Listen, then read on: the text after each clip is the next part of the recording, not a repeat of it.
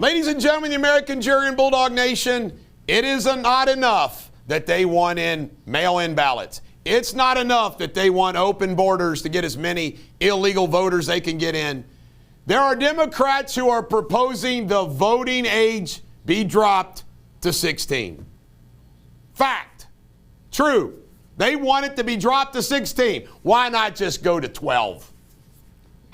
Why not just 12? Get those sixth graders out there voting. Truly, truly amazing. That, by the way, that bill that they passed has so much in it. I'm shocked that they don't say that a member of the estate could vote for the dead person. I mean, that's what will come next. They'll say, if somebody died, a member of their family ought to be able to vote for them. River flooding. I haven't commented about this, but I hope everybody is safe. But this is just my opinion about river flooding. I look at it both ways. One hand, I admire all of you that live in flood stages. On the other hand, I'm thinking, why? Especially if you've been flooded before. Is there anything worse than a flooded basement? Our house twice had some issue with the septic tank, and we had a backup in the basement. It wasn't fully flooded. But I'm just like, it's the worst. It's the worst.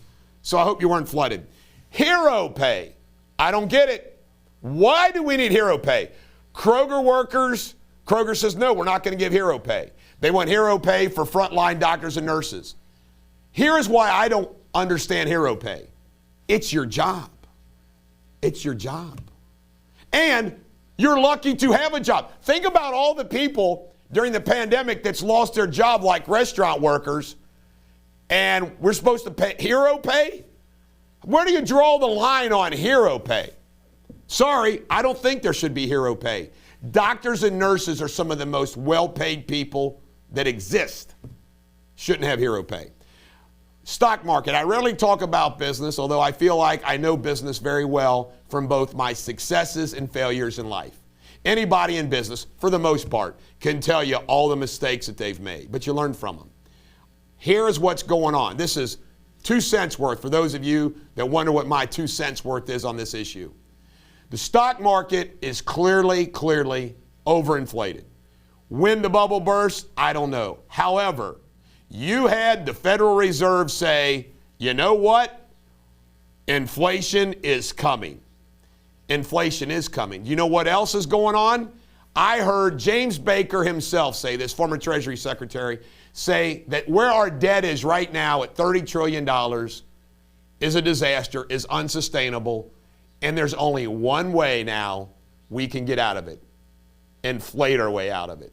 In other words, pay that $30 trillion back or make the debt payments on it through inflated dollars. How awful is that? How awful is that? That we're going to need inflation to get out of debt. The chickens are coming home to roost. When? I don't know. Does it mean you can't still make money in the stock market, buy low, sell high, that kind of thing? Sure.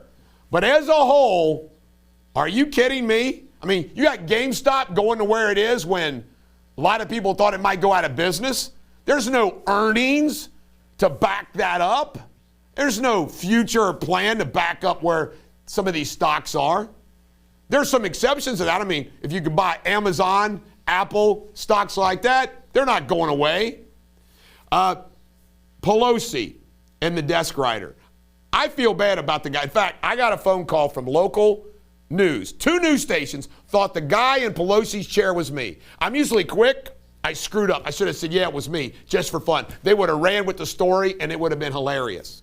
FBI would have called me and said, nope, it's not me. I just played a trick on the news. The guy looked like me. But this guy's not gotten bond. I mean, really? He had fun sitting in Nancy Pelosi's chair. Is that as bad as committing murder? And he can't get bond? I feel sorry for the guy. Michelle Obama is out there saying that states are threatening our democracy. Says it all. Our states are trying, especially the red states, are trying to save our democracy. She's a political gangster just like her husband. And she always gets a pass. How about Baltimore schools? There's somebody who only passed 3 classes, F's in all of them, and he's near the top of his class. Boy, I'd like to see the rest of the test scores.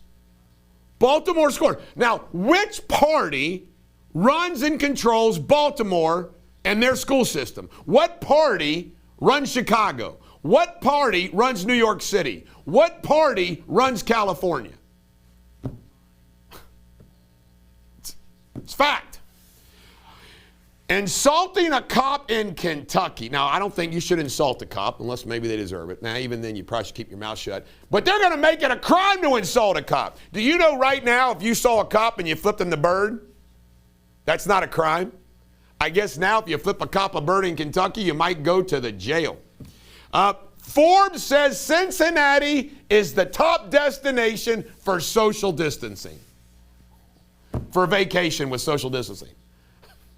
Thank you, Mike DeWine. Good job. Falling trees. This is not a laughing matter. A Reds outfielder's wife was the woman that was hurt by the falling tree in Sharon Woods.